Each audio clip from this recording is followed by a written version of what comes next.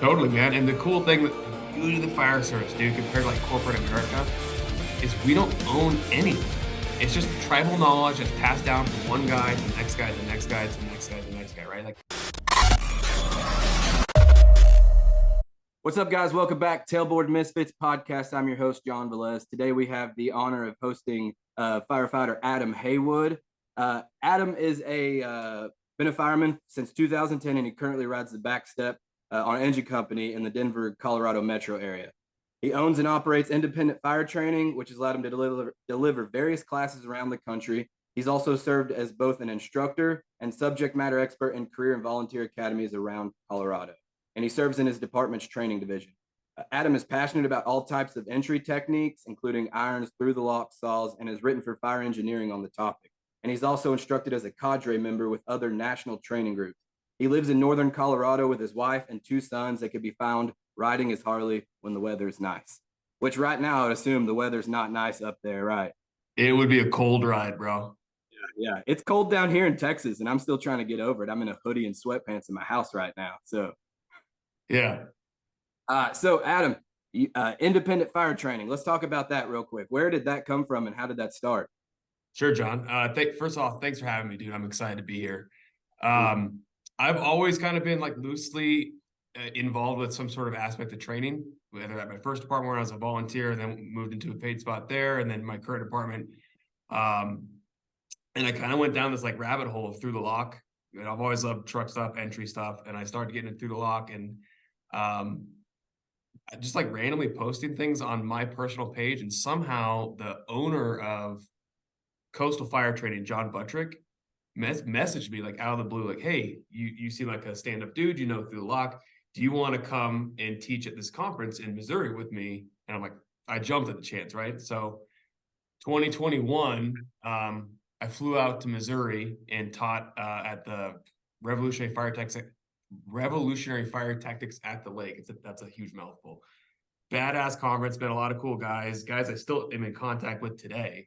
Taught this class with him. It was a 2-day class. I'm like, dude, I could do this. This is awesome. I mean, I'm still associated with John if he ever, needs me back. But it's like, I would love to teach my own thing back in Colorado, because I didn't really know anything that was going on through the lock stuff out in Colorado, saws, whatnot.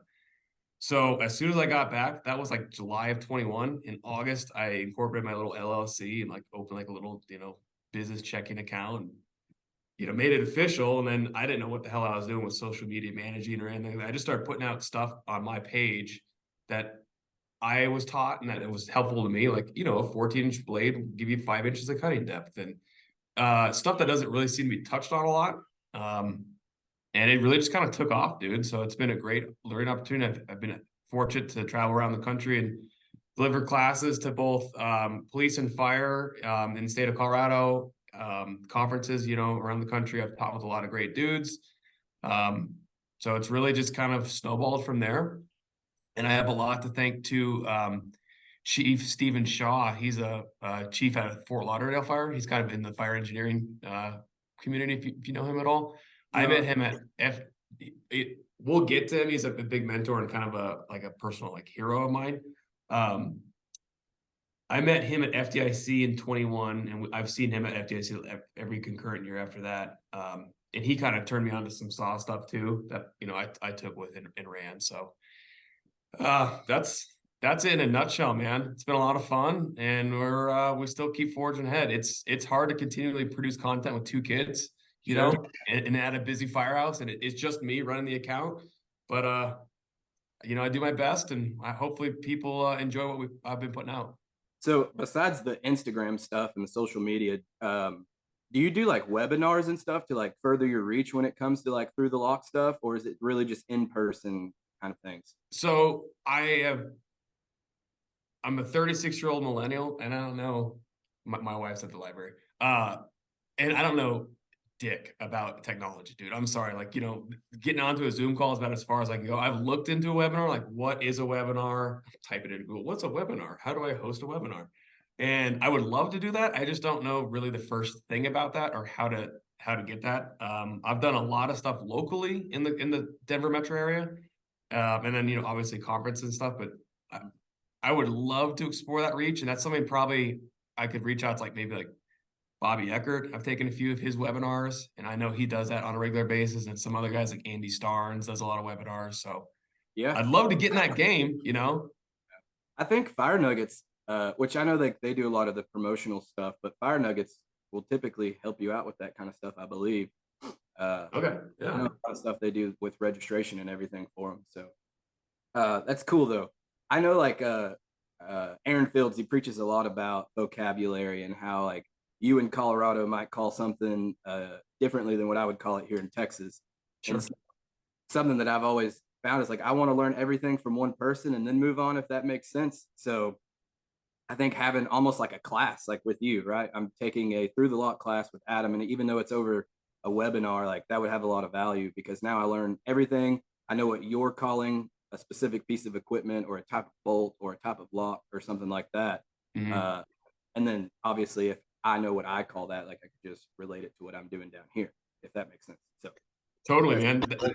That's the cool thing about firefighting is firefighting is like super, super localized on some things, yeah, you know? And then in the broad aspect, it's like put water on fire, fire goes out, like pull people out of burning buildings, right? Like the mission's still the same, but how it's done and, you know, the little finer points are just, it's so regional, dude. So I'm not sure how much you've really kind of gotten the chance to travel around, like meet dudes from around, you know, the country and go to conferences. It sounds like you were at Mile High.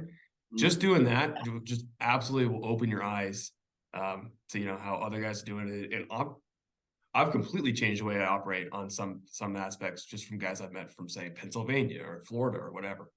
sure. Yeah. They when you get out of your box, like a lot of value starts getting added to what you do on the job and it kind of opens your eyes to what you're doing, whether it be affirmation or like you said, changing the way you operate or something like that. So Absolutely. you're passionate about saws. Let's talk about saws because this is where I'm ready to learn. I don't know a lot about them, so I'm going to kind of turn it over to you and let you talk, man. Everything that you sent me, I'm all about. So Okay, so we talking chainsaws or K12s? Where you want to start? let's start K12s. K12s. The reason why I kind of fell into the K12s is that for some people, it's like a really, oh, what's the word I'm trying to find here? It's like intimidating, right? There's some guys that they don't want to pick up the saw because they don't want to look like an idiot and they don't know how to properly operate it, right? And they're getting their ass kicked, like spinning it and, you know, it's dancing around on whatever they're cutting. So a lot of guys don't turn to it, but it is, I mean, set up appropriately. It's like the universal master key, right? In the hands of a skilled sawyer. So I will put a little disclaimer on this. The bulk of my knowledge with K-12 really falls under like forcing entry realms rather than like flat roof ventilation or even residential roof ventilation. You'll see like Florida's real big on residential roof ventilations with rotary saws. That I've goofed around with that, but that's really not my niche. My niche is really more using it for like cutting up, you know, vehicles, overhead doors, you know, window bars, stuff like that. Sure. Um, so yeah, like where do we begin on the saws, man? So most people, like you said, just being comfortable with the saw. I know for a fact, like I have not had a K12 in my hands near enough. So just maybe some steps or tricks that you have just with handling saws in general. Sure. We can get into through the lock stuff with the saw. Any different things that you found with it? Okay, so the biggest thing, like when I teach a class, the first thing I do is like, let's go over saw anatomy, right? Like when we go out there, let's make sure that we're calling things, you know, by the same name. Like this is the cutting arm, this is the blade guard, this is the throttle, you know, interlock, whatever. So I'll usually do that. That's another big thing too, is we'll take like a saw, especially with new guys, I'll take a saw and I'll like take it apart and go over like, you know, whether the chainsaw or the rotary saw, like here's how the clutch works, here's how like the belt is, here's how you tension it. So we start there. But to answer your point, dude, the next thing I teach kind of in that like natural progression in my classes is body mechanics, right? Like how do I position my body appropriately to hold and control this saw at various like angles and elevations, right? Because sometimes you're going to be cutting at your waist, sometimes you're going to be cutting down by your toes, sometimes, you know, it's not ideal, sometimes you may be cutting above your head, right? Or at head height.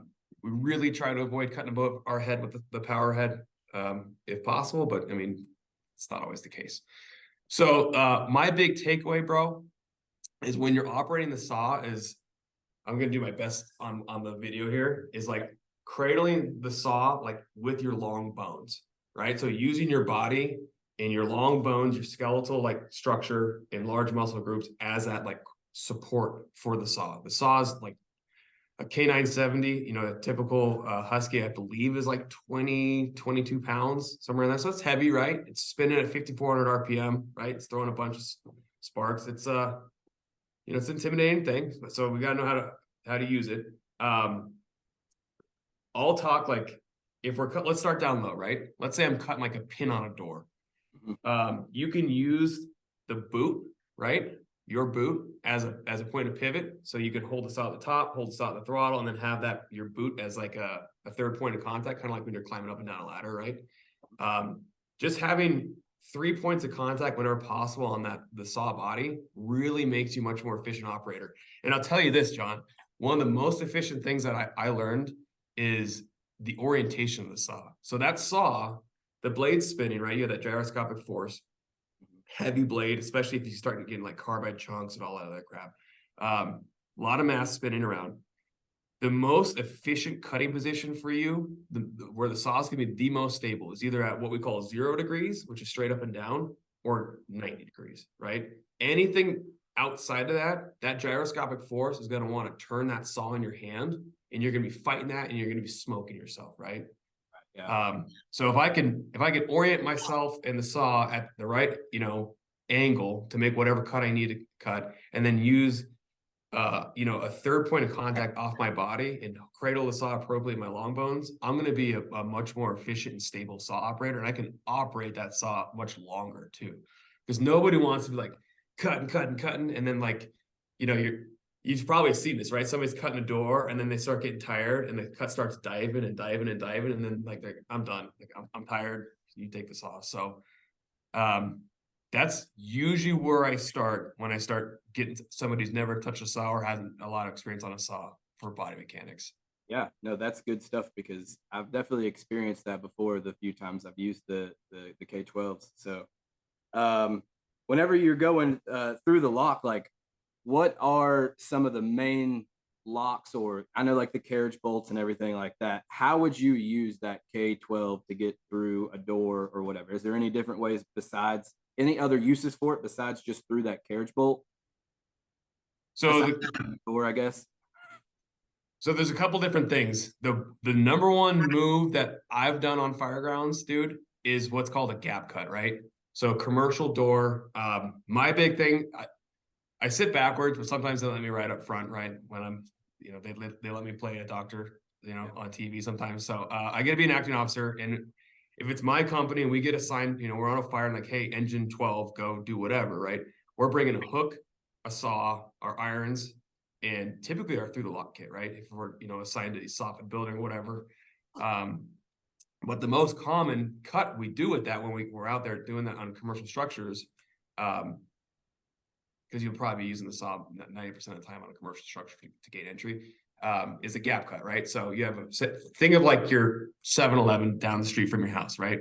Front door, glass, aluminum storefront door, mortise lock in place with the little, you know, swing latch.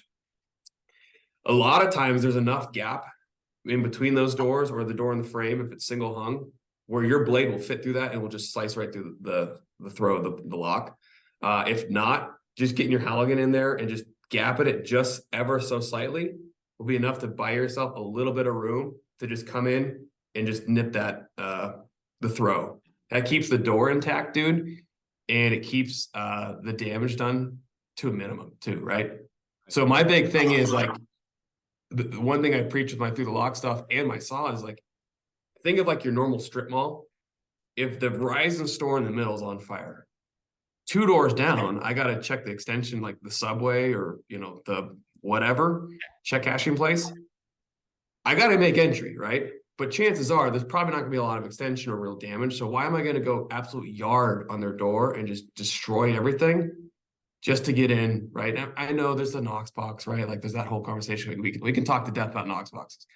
But, you know, fireground's a fireground. I'm going to probably make expedient entry. So that gap cut really minimizes the damage you do to the door. It's super quick. It's super easy. It keeps the door intact. That's probably our number one move. And then, like you said, identifying carriage bolts for drop bars. Those carriage bolts are usually indicative of what's called a drop bar saddle, right? The thing that actually holds the bar in place. And there are so many different flavors, dude, of drop bars out there, from homemade to commercial to Trident locks to yada, yada, yada. I'll start sending you some now that I have your phone number. I'll start sending you a bunch of stuff. Yeah. That is just a matter of, debating, okay, is it a guarded carriage bolt, which means it has like a piece of flat stock around it to protect the bolt, or is it unguarded? Is it just a carriage bolt through the metal skin of the door? Right. And then now you're weighing, okay, am I going to plunge cut this thing, which is just, diving in. It's kind of like starting an IV. You got to start an IV at just the right angle, right? And then, so you enter the vein. Same deal with cutting the drop bar bolt, right? I don't want to go too steep because I'm just going to glance down the shaft of the bolt, right? I don't want to go too shallow because then I'm gonna just shave off the bolt head. It's gonna make it more difficult for me. So I want to get just the right angle, cut through the skin of the door, and cut through the shaft of the bolt, and then hopefully that drop bar saddle kind of like comes loose and falls to the floor, and then you're gonna gap set force. Yeah. But let me give you a real quick caveat on that, dude. Always, I'll always tell my guys this, like, try the gap set force first, because more often than not, I've found doors when we're out pre-planning, like, oh, look at this. This has got like this bolt pattern. And then we go and knock on the door, like, hey, can we see your back door? And the drop bar saddles are gone, right? There's nothing holding the door closed. So when I start cutting the door apart, going yard, at least my guys don't do gap set force first. It's just an elevation of the try before you pry, right? Absolutely, dude. So big thing for me is like, and of course this is like the worst, I'm about to do the worst thing possible, but armchair quarterbacking, right? Like you watch these YouTube videos of people going up to these storefronts. We all do it. Do is just they're busting glass out, right? It's like, well, there goes the store, Yeah. So I someone taught me this, but I really do believe that some through the lock techniques, whether it be with saws, whether it be conventional irons, or all the way down to picking a lock, it really will make you look like a rock star. So, and dude, it's arguably faster sometimes. Yeah. I mean, if we come up and I have my K tool, 2 whacks and a pull, I can be in that commercial storefront door with a mortise lock in like 40 seconds, dude. Yep. I mean, not even like it kind of breaks up the monotony a lot. Like I said, we were at EMS, right? And going to a house where you can't get in through the door or whatever, right? Like, first of all, you're not busting up someone's house with a Halligan, and a flathead, but like you could fix a door really quickly. Like just the other day, we went to a lift assist, right? And it kind of makes you, you're on the ambulance, right? But it kind of gives you a little satisfaction about doing some fireman shit while you're at it. Because all we bump that deadbolt down or the cylinder down, and then click that deadbolt, and boom, we're right inside the door, right? Like, and then as soon as we get out, just pump it back up, lock it on the way out, like everything's good. Dude, let me tell you a little story here. A lot of us, and you said you work for I'm not sure if you do like mill levies where you're at, but a lot of the fire department, a lot of the districts in America, right, have to go to the voters every so often and be like, hey, we need more mills or more money, whatever, right? So whenever we meet people, right, and we can lower the cost to what what monetary costs we're doing to their business, all the better, right? They're going to vote yes. So quick story on that. I had a automatic fire alarm. I was at a different house at a florist warehouse, right? Get on scene, Knox box. I can't remember if like the keys were missing or like whatever. Like we tried the Knox box and wasn't there. Like, okay, key holder's 90 minutes out, right? I'm going to do everything I can. I look at its double hung door. It's got the thumb turn mortise on the back. I get my JV tool out, right? I gap the door with my little air cuff, come in, open it up, boom, I'm in. We clear the place. It's no big deal. But the business owner shows up. He's like, hey, how'd you get in my business? What about the Knox box? I showed him the tool. I showed him what I did. I'm like, here's this. Like, that is the coolest thing ever. We get to talking. He lives in the district. Guess who's voting yes on the next mill levy, bro? Well, yeah, that guy right there, dude. Yeah, that's awesome. Yeah. I got a friend that he taught me a lot of the mortise locks, right? How to get through those. And he said it's almost like what he plans to do on every single, time he has to make entry through those doors. He's going to pop that lock off. He cause a little bit of damage, like, little to no damage on that door. So I think it's awesome. I've learned a lot about that through that. Cool. So when it comes to through the lock stuff, obviously we need ways to practice. I kind of wanted to talk about this a little bit before we got into through the lock stuff, about props, right? And you kind of notes everything from no budget to like a big budget. So we have a few little through the lock stuff that we've made, typically just with some deadbolts and everything like that. But what do you have and that you do to make some through the lock props? So for the classes I teach to academies, like police departments, like fire departments, with my company, I have a legit prop that we feed these lock boards into. But at the firehouse, I mean, all you need, dude, is a hole saw and a 2x6, right? And then usually like a bench vise. So we will make these little lock boards, and I'll drill out holes and I'll mount sacrificial lock bodies, because I believe 100% in authenticity, right? I'd rather break an actual like doorknob or deadbolt rather than like trying to put something together like dowels and pipe. There's nothing, I'm not bashing on that, but there's ways, and I'd like to talk about it, of how to source these like real locks, and nothing breaks like a real lock, right? So 2x6, couple holes drilled in it, right? I mount the lock, I throw it in a vise, and that's usually sturdy enough for me to get, a couple of reps in with my guys, just to pop different things and then show them different techniques. That's super cheap, super easy. Yeah, and what I'll get you to do is any links that you have, whether it be to Instagram post or anything, like we'll post the links and stuff in the notes of this podcast. That way guys know where to go to get what you're talking about. Sure, man. So, and nothing I'm talking about today is like new. I didn't invent any of it. I'm not claiming credit on any of it. It's all available on my Instagram. It's on a lot of people's, Instagrams, Facebook's page. That's the cool thing, is I'm just the vessel talking to you about it, right? Yeah. That's the whole point of this podcast, is because we want people to learn and get something out of some experiences that they might not have gone through yet. So aside from that, man, whenever we are going through the locks, like what you talked about through the lock bags, and we're in the process of building some through the lock bags right now at our department, and we have a couple guys that carry their own. So what is essential for your through the lock bag? Like, what do you carry? So we have dedicated through the lock bags at my department. I put them together. They've really kind of stood the test of time. They've been through multiple doors, and companies have used them, and we like what we have in there. The cornerstone of any good through the lock kit should be like a Rex tool, or some sort of lock pulling tool. Whether you have there's so many different out there. My favorite is what's called the S&D Rex. It's the double-headed tool. It's got the Rex head on one end and the Truckman's head on the other. That's our favorite. That's what we run. I've pulled probably thousands of doorknobs and deadbolts in practice with those, and several dozen just throughout the course of my career with those. Great tool. Got to have that. If you don't have that, right, if you're like bare bones budget, a lot of the stuff that we teach in our classes can be done with a set of irons and like stuff out of your toolbox, right? So don't get it, I don't want people to get twisted that they have to spend a lot of money to get a cool through the lock kit. You don't. But anyways, circling back, Rex tool, number one tool.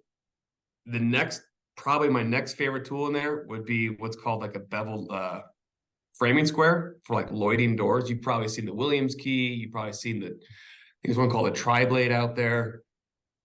Dude, I'll be honest with you. The ones we have in our kit, I bought all this crap at Harbor Freight, and I just ground them down, and they've worked great. Yeah. They're freaking money, dude. I use the hell out of them. I've literally like raced guys on calls. We kept going this like one place over and over. I'm like, all right,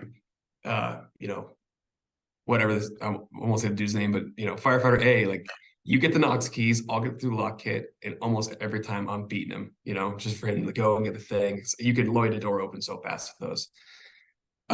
So beveled framing square, a must. I think talking about just like a metal piece, and half of it's kind of down almost at like a little slope, right? Mm-hmm. Yeah, okay. Yeah, and then you can get a framing square from Harbor Freight for like $3-4. so the little skinny point will be your handle, and then the big fat thing, you just kind of grind it down the angle grinder. You're made in the shade, man. One of the best tools.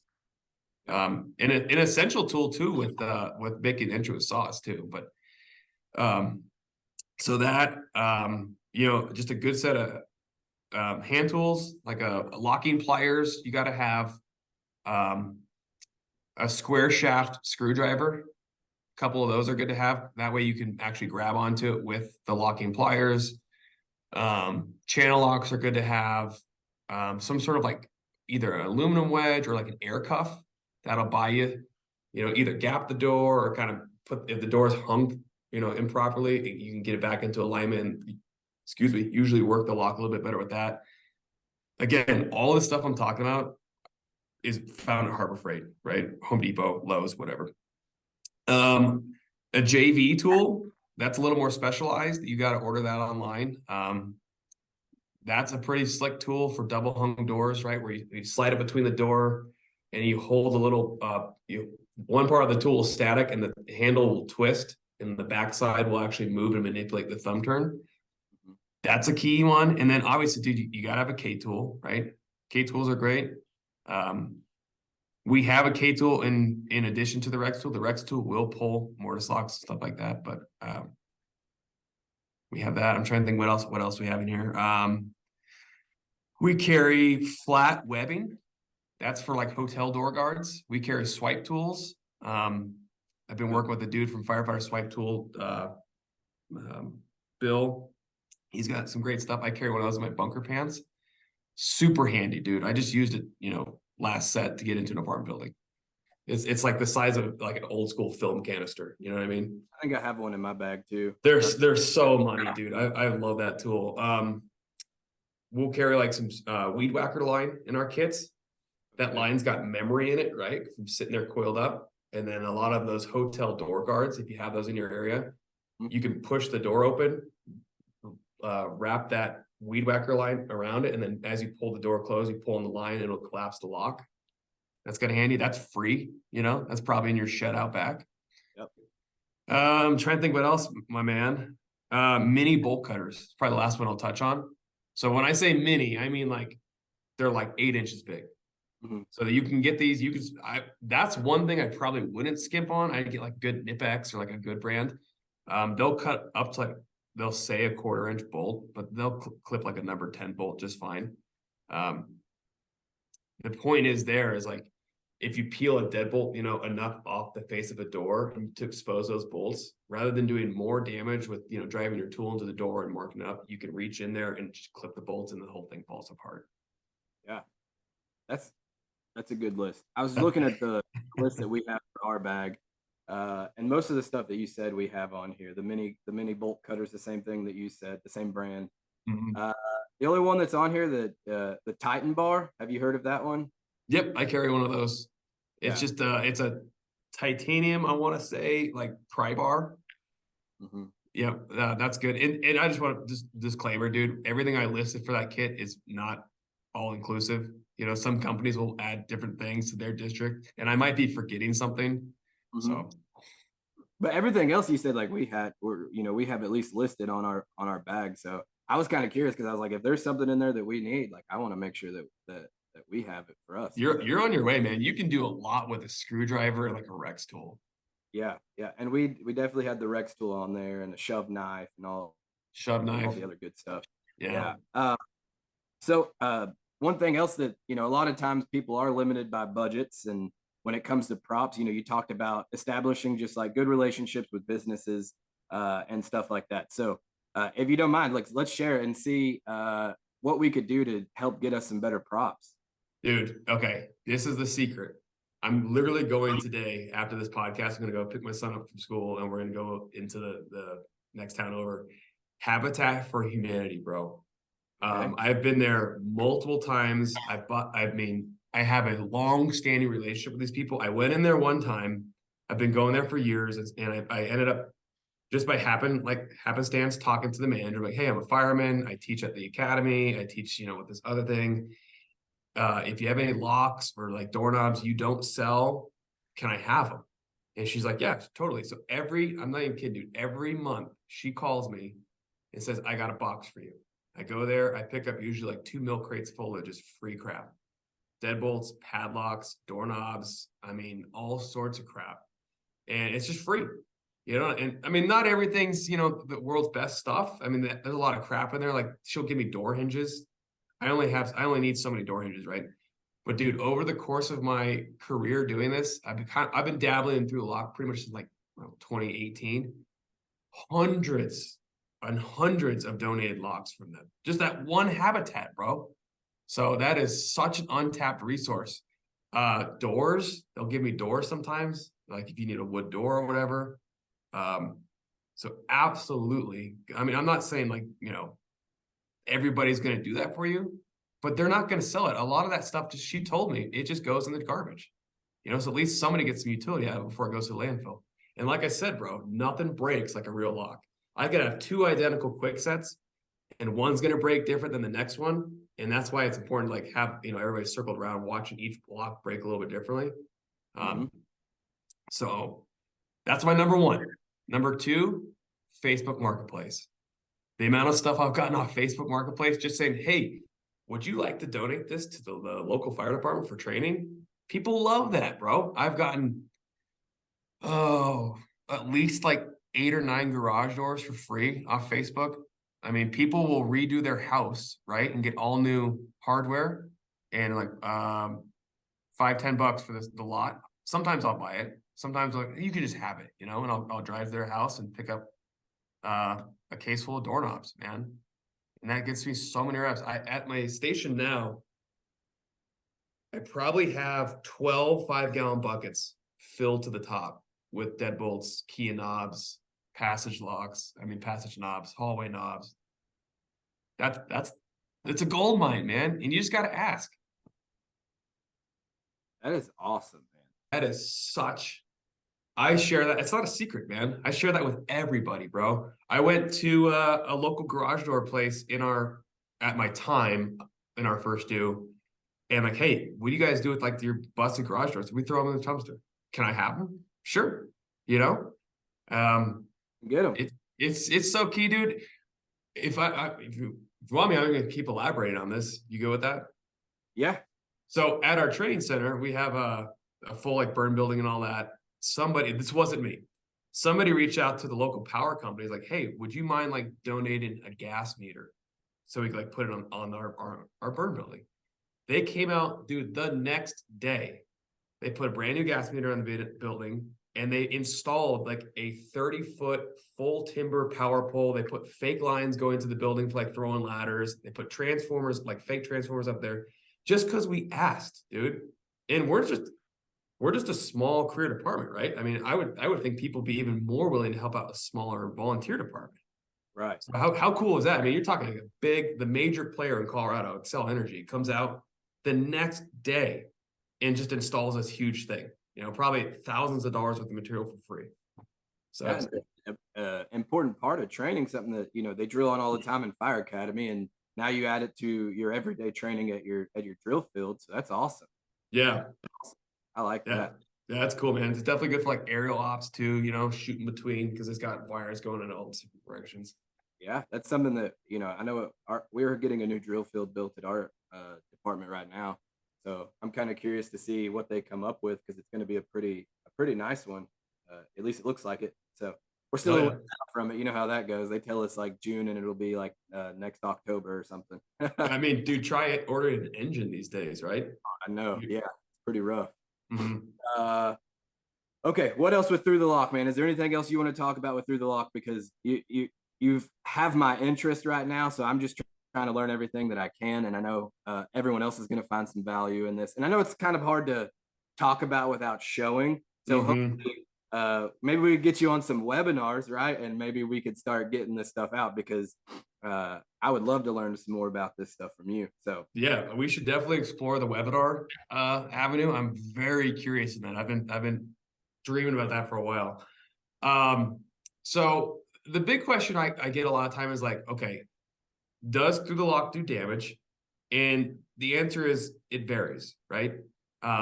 We try to teach like a sliding scale and I gotta credit my buddy John Buttrick for teaching me about this, like an escalation of damage, right? So we always try to like do no damage at all, whether that's like slipping it under the door tool and pulling like on the doorknob, or loading the door like we talked about with a shove knife, or what have you. And then if we can't do that, then we back out, right, to localizing the damage like to the lock itself. No big deal, right? They can slap on a new $15 lock from, Home Depot, whatever. Can't do that. You expand out again to kind of like the area around the door. Like when you're popping a deadbolt, dude, on a residential, house or whatever, you're gonna do damage. You just are. You're gonna mar the door. You're gonna, chisel away at the door. But at least it's localized around the lock. We can't do that. The next move is really like, okay, now the door and the frame are pretty much all in play, and we're gonna force the door conventionally. So that's one thing we like to talk about too. And then another thing, the question I get is like, when are we using these? When do I use through the lock? And I've kind of come up with a saying in my own mind. I say like medium urgency calls, right? So calls where like we know we need to make access. Access needs to be expedient, but not immediate. So that being said, like you get on scene for a medical alarm, grandma's down, you can make contact through window. Hey, are you okay? I'm good. I can't get up. My door's locked. Okay. I got to get in. Right. But I can take a second and like, okay, look, are any windows open? Like, are any doors open? What is the situation? Or you go same call, right? You knock on the door. Hey, are you okay? And she's unresponsive in the middle of the kitchen, right? Nobody's home. Okay. We're forcing the door. Right. So situationally independent. Same thing with like automatic fire alarms. You get there and like you have like in my mind, like I'm not waiting for a key holder. The chances are the alarm went off because of a malfunction. But I'll tell you this, dude. I'm having a lot of fun talking about some stories here. I just had this fire like a month ago. I was the acting officer, got called to a general fire alarm. We get on scene, there's smoke pouring out of the building, right? So what I'm saying is like, you can't treat every alarm like it's going to be some, nuisance alarm. And I know 90% of the time it is. But going back to what I was saying on like an AFA, an automatic fire alarm or water flow, like we're making access. I'm going to make access to your building. I'm going to do my best to try and use your Knox box. And, if the key holder is like 10 minutes out, okay, sure, I'll try to wait. But, that's a call that requires my immediate access. And then like we kind of touched on this earlier. I'm a big believer, bro. Commercial fires, if especially maybe not if I'm the first due stretching a line, for whatever, am I going to elect to do that? But if I'm going, to the Bravo or Delta exposure, whatever you call it, side, 2, 4, whatever. Yeah, I'm through the lock should be in my wheelhouse and something I think about, especially if I'm going like say Charlie's side, dude. Sometimes you have those fortified doors. You might have better luck defeating the lock rather than trying to defeat the whole door. So. Right. I know, like what you said, one of my best friends, I was on the rig, riding backwards on the rig. The first day he stepped up to officer, he's a driver. And it was his first time getting a step up. And we responded to an apartment, and it was a fire alarm. No one was home. We checked the sliding glass door.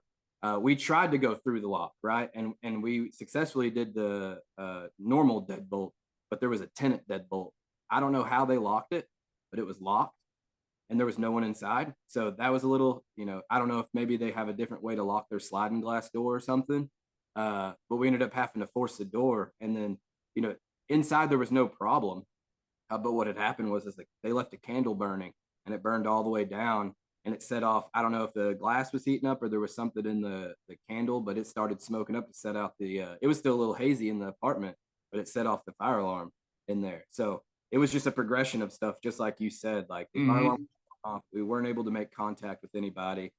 We forced the normal deadbolt, and then the tenant deadbolt was locked. So we were like, we're gonna have to get through the door. So we ended up using conventional iron. When you say see, this goes back to what we were talking about before the podcast. When you say tenant deadbolt, what exactly are you talking about? Are you talking like a night latch? No, so and I don't know if it's common, but here in my area, it's pretty common that if you're looking at the door from the inside, so you're inside of the apartment or the house or whatever, right, you'll have your doorknob, then you'll have your deadbolt, and somewhere above that, there's a whole other deadbolt with zero access from the outside. A one-sided deadbolt. One-sided deadbolt. Yeah. Okay. Yeah. Here. Okay, I've never heard that before. That's what I was thinking when you said that. Yeah. So did you identify that that was there? Well, not immediately because you couldn't see. It just looks like a normal door. But once we were able to we forced we went through the lock with the normal deadbolt, and then as we were starting to push, we felt that it was given. We could push the bottom in a little bit, but the top wasn't forcing. So it just, I don't know if I know I didn't specifically see that it was the tenant deadbolt. I don't know if they just knew from experience or what that, hey, there's a tenant deadbolt here, and sure enough, there was. So we had to force it. So, just a quick talking point on that, dude. If you have that swipe tool, like swipe the door and see, because you may have we have kind of like where you work. I work kind of in a rougher area too, and people will slap all sorts of, deadbolts on their doors because like, former trap house or whatever, dude. So typically if I know I'm going to be taking a lock, I'm going to sound the door and see if I can feel any one-sided deadbolts that are thrown, or just rule out like, okay, this guy's got 3 deadbolts on his door, but only one's locked, right? So that's the only one I need to attack. Yeah, they might have done that. If they did, I didn't see it, but I'm not gonna. You're good.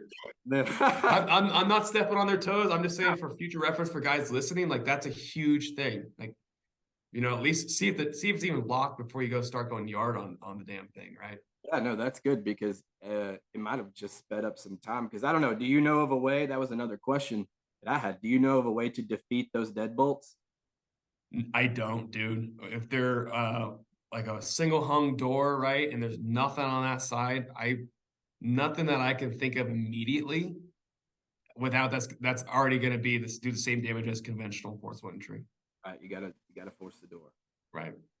So how did you get into all the through the lock stuff? I was really fortunate. I started in, I don't know, I grew up in a pretty like aggressive little small combination apartment, and the guys that kind of like brought me under their wing there were really into like truck stop and forcible entry. So naturally that's what I got into, right? And it was just like one more discipline of forcible entry that I hadn't really explored. And that, like you start YouTube and things, you start looking on, Facebook groups and asking questions, and all of a sudden you're like, it just opens your whole mind to all these different things like you never even thought about. And like, this is way cool. And what I liked about it, dude, is conventional force entry requires, thinking too. I do not think that I'm discrediting that.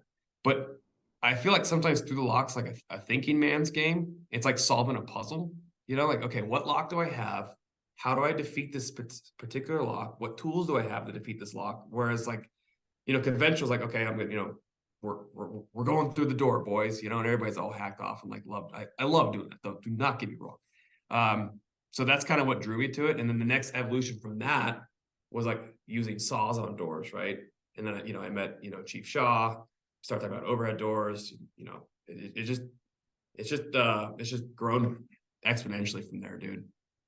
Yeah, I know. Like not too long ago, I kind of nerded out on it a little bit, and now I know a great way to approach it. But like obviously, just limited by props and everything. And across the street from my station, there's this little strip that was burned down, and they still have the mortise locks in play. So we'll go over there and mess with those from time to time. But we even started messing with a little bit of lock picking and everything. I'm not good at it.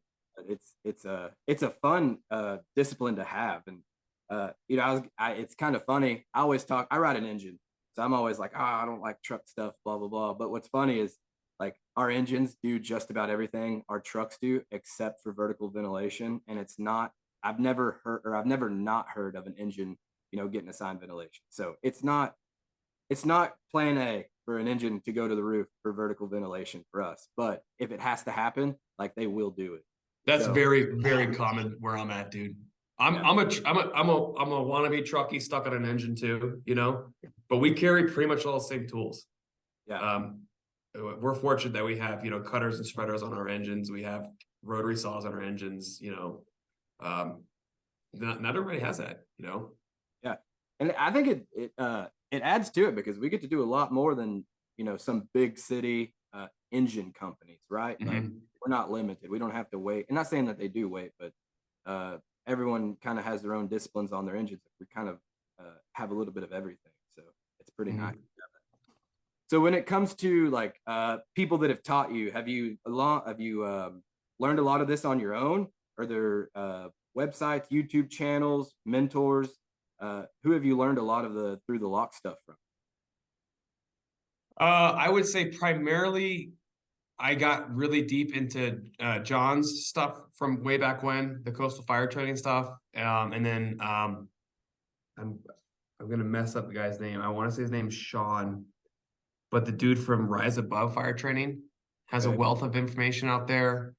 God, who else? There's one more guy that's on the tip of my tongue, dude. I was really big when I started on, I'm not sure if you watched them, they still put them out, the fire engineering like training minutes. It seems like they're not as popular anymore because now everything's on Facebook groups and like, you know, Instagram, whatever, and that's just how life is. But I mean, I can't tell you how many times I've watched, you know, videos from like Mike Champo, you know, like Captain Morris, you know, guys from like, you know, FDNY that talk about all this stuff. And man, when those guys talk, I listen, bro, because they have a wealth of information that I will, you know, they see more fire in a month than I'll probably see, you know, the next 10 years. So I had the conversation on one of the last podcasts I did. Is just like getting outside the doors of your department. It's the same thing, right? Like I was trying to think about it, but I bet the most tenured guy in our fire department, or maybe not most tenured, but the guy in our fire department with the most fires over his career so far is, you know, in the mid 300s, right? And teach me so much stuff. Very, very smart person. But if I could go talk to Mike Champo or whatever, someone that's going to respond to 30,000 fires in their career, right? Like, why would I not want to do that? I know, man. My biggest gripe was when I nerd out on these guys or whatever. Like, oh, I'm going to FDIC and I'm writing all my classes on the board at the station. Like, you know, I want to go see this guy. I want to see that guy. Like, who's that? Oh, it's this, you know, this dude. Like, why would you care what FDNY does, or why would you care what, you know, Camden or Detroit or whatever? I'm like, dude, doors still exist in New York, and doors still exist here. Like, I mean, there's something to be gained from everything, man. Okay, maybe we're not running up to brownstones and tenements like they are in, you know, the Bronx or whatever they do in New York. But I mean, fire's still fire. A door's still a door. A lock's gonna force the same way. Like, hell yeah, I'm gonna go learn from the best of the best. Yeah, you have to pick and choose, I think, because I've been to enough classes to know now, like, not everything that everyone else does is going to be applicable to me and my department, right? Right. It depends on the discipline. But you can pull, you know, little tidbits from every single thing to shave seconds off of your mask up, shave seconds off your stretch, shave seconds off getting through the door, or whatever the case may be, by going to these classes and learning from people that work in different parts of the country. So it's nice. Do you have specific people, like the mentors that you've had in your life throughout your career, that have helped you along the way? So I have like my own mentors in my department, you know, guys that are like helping me with my officer development. You know, I have a captain that just retired that really kind of helped shape who I am. He took me through my acting officer book. Like, that was a mentor of mine.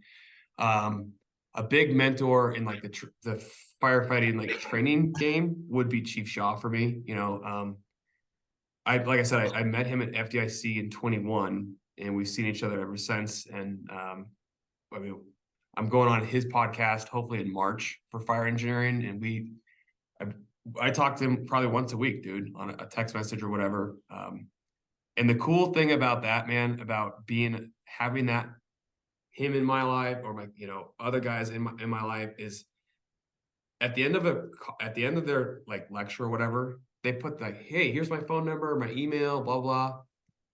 Maybe I'm just, you know, a nerd, but I wrote it down and I called the guy, and it totally turned into this like friendship and this kind of like you know, big brother, little brother, you know, thing where he's kind of passing things down to me. And it was just because he just put his phone number up there, man. He made himself available, right?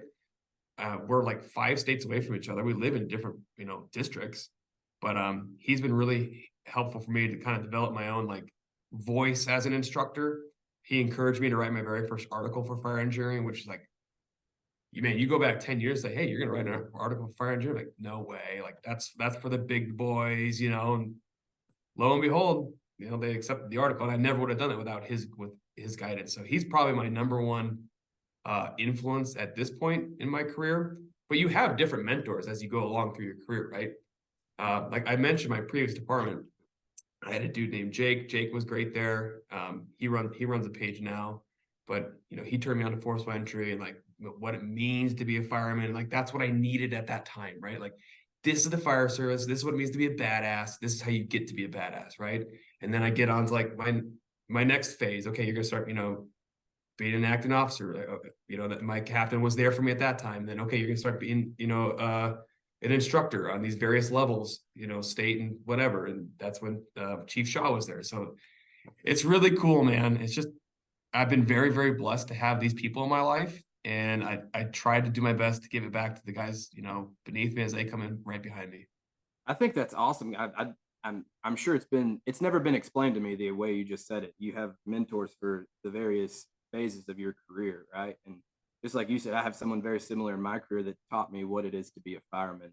Mm-hmm. The fire department that I started as a volunteer, and we had a lot of pride in the department there, but it was a volunteer department, and I wasn't working there daily, if that makes, just like I am, like I am today.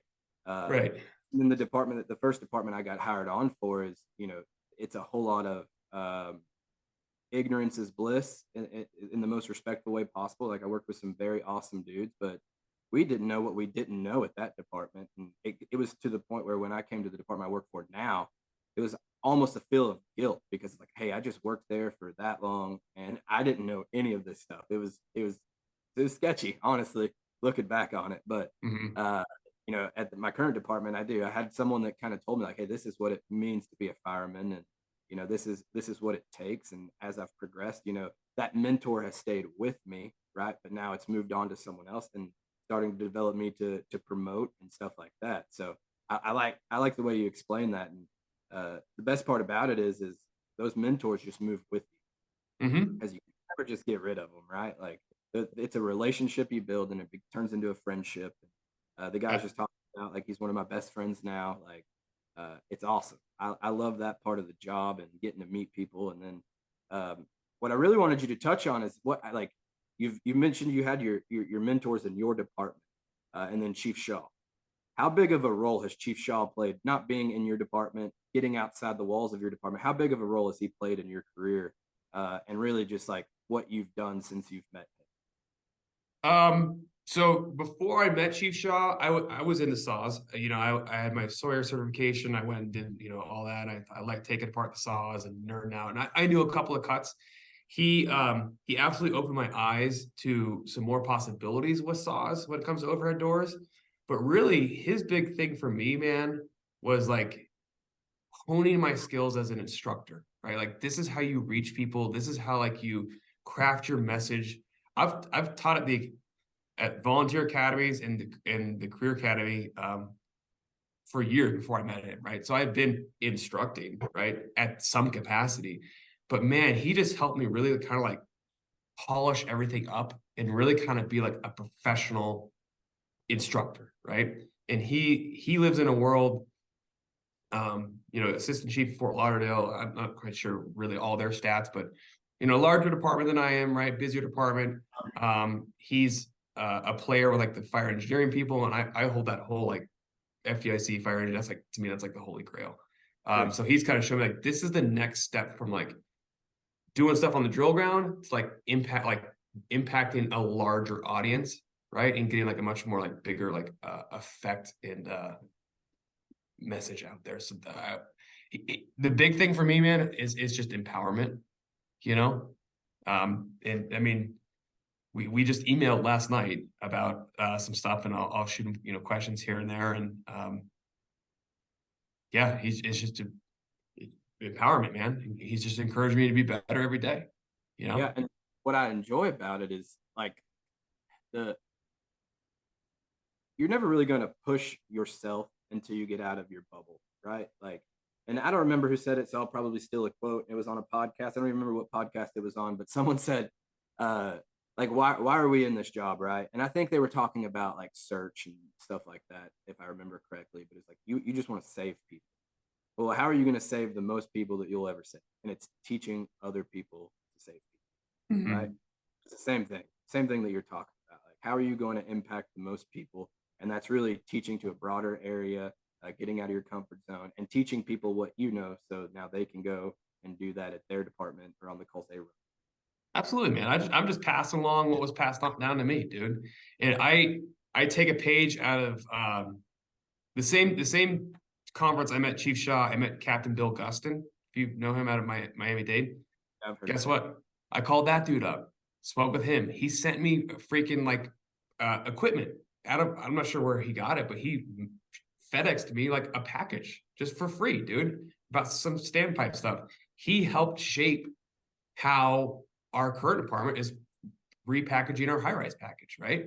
Because of that one time he put his phone number there, I called him and he was available and made himself accessible to, like, you know, some snot-nosed kid from Colorado, right? Who knows nothing about high-rise firefighting. And man, what a ripple effect that has, dude. So I always try at the end of my conference, or teach wherever I go, or even on like Instagram. If somebody messages me, I will always reply to you. It's, if you message me, you're gonna get me. If I get my phone number comes out at the end of the each class, we can post my phone number today if you want.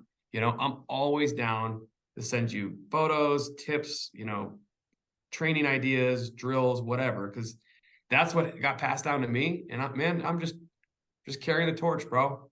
I love that. I love it. They that's one of the biggest deals, like, for me, and I know I probably sent it to you in that email for this whole podcast. Is like, man, if I would have known what I know now, 10 years ago, like, goodness, my career would probably look a lot different. And so if we could share one piece of information with one other person, and it helps them get to where we are now, or where you are now, where I am, where their mentors are, like that's winning, in my opinion. So just, we need more people like you, willing to share and willing to mentor other guys, because that's the only way we're going to get better as a fire service. Totally, man. And the cool thing, the beauty of the fire service, dude, compared to like corporate America, is we don't own any of it.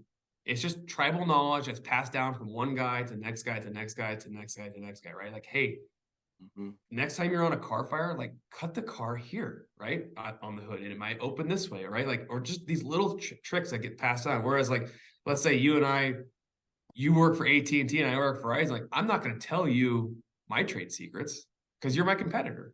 But Right. we're all in this together, man. And I just love that cooperative spirit and like sharing of knowledge, just to make everybody better, right? One of my favorite quotes, and maybe this is even applicable, I just love this quote, is a rising tide lifts all boats, right? So if you and I are out there like sharing whatever, hopefully this guy's boat gets lifted and then he lifts another guy's boat, and like everybody just gets better together. That's awesome. So upcoming stuff, what do you have in the works right now? And I think you're going to a conference coming up here this next year. What else you got going? I am. So I'm going back to LCC Fire School in Kansas in April. That is a hidden gem, dude. Let me tell you. I was so impressed with that conference. I was out there last year delivering a class. I told him when I applied, I'm like, yo, you got to get me a spot as a student, because as soon as I'm done teaching, I'm bugging out and I'm going to go be a student at the rest of the conference. Little tiny conference in Parsons, Kansas. It's like the first weekend in April. It's like $100 for the whole weekend, right? I'm going to be delivering my through the lock classroom portion. So I'll be there with all my like working lock props and like tools and stuff. I'll be giving away some tools, thanks to Bill and Firefighter Swipe Tool. Everybody attends the class gets a free swipe tool. So I'll be doing that. But they also have like, hands-on education. They have hands-on search with live fire. They have live fire with acquired structures. They've got I think Corley Moore's doing the keynote, a bunch of other conferences. So check it out. I can't speak highly enough about it. Super hospitable folks, super nice guys. It's in like the southeast corner of Kansas. So it's like a 10-hour drive from Denver, but we'll do it. Got that going on. I'm really, really hoping, fingers crossed, I can get back out to Indy this year. That's usually on my department's time, since I go as a member of our trading division. We'll see. I got that going on, dude. What you're talking about the week after the first weekend of April. Are you talking about LCC Fire School? Yeah, like what the school you're talking about, then FDIC, I think is just that next week. It is, yeah. April's a full month, dude. Yeah. And then whatever conferences come my way, I put in for a lot of them. Unfortunately, they canceled North Florida Fire Expo this year. I was slated to go to that as an instructor. They had some unforeseen circumstances, so that's a bummer. But I mean, we march on, right? I got a new academy just started up, so I'll be delivering my saw class, my lock class there. And then just working on my stuff, at home. Hopefully there's some movement. I'm sitting on a lieutenant list right now. We'll see what happens with that, and getting my own house, my affairs in order here, and take it as we come. But the big thing coming up right now is definitely LCC Fire School. Okay. Yeah. Awesome. And what I would say to the audience and everyone watching is this has only been a snippet of what Adam knows. And obviously we can only show so much, or he can only show so much with his hands. So if you see him instructing or a class coming up, make sure you go take it, because after this, like the through the lock stuff is on my radar. So I'm going to be looking forward as well. Thanks, John. I wish I was able to attend that, the LCC. There's a conference down here in the DFW area that we're going to be a part of. So it's the same thing. It's the Come and Take It Fire Conference in Grapevine. And it's literally, I was talking to Preston about it. It's the same weekend. Oh, bummer. Okay. Yeah. So anyways, Adam, where can people reach you at? Where can they hit you up at? We know independent fire training, but other than independent fire training, is there any where else that people can hit you up at? Yeah, so my handle is just at Independent Fire Training across all platforms, Instagram, Facebook. I'm mildly, involved on TikTok, YouTube. I'm starting to do a little bit more on. We have our own website, independentfiretraining.com. I kind of wish I had gone for a shorter domain name, but that's just one of life's little lessons. You can find me my personal page, Facebook, Adam Haywood. My phone number, if you want, 303-489-2222. My email is just info@independentfiretraining.com. You message me on any platform, I'll get back to you as soon as I can, within usually a day. That's the best way to get a hold of me. Awesome, man. Once again, I really appreciate you coming on here and just spending some time and preaching what you preach, because I know I learned a lot. I'm going to go back and rewatch this and probably send you a couple questions after this as well. So thanks for having me, man. I wish we had like all day and a good cigar and a stiff drink to chat. I'm telling you. So once again, guys, thank you. This has been Tailboard Misfits podcast. Don't forget, head over to our website, get some merch and apparel. It's cold out there right now, so order you some of these hoodies. They're really nice. Other than that, we'll see you on the next one. Thank you.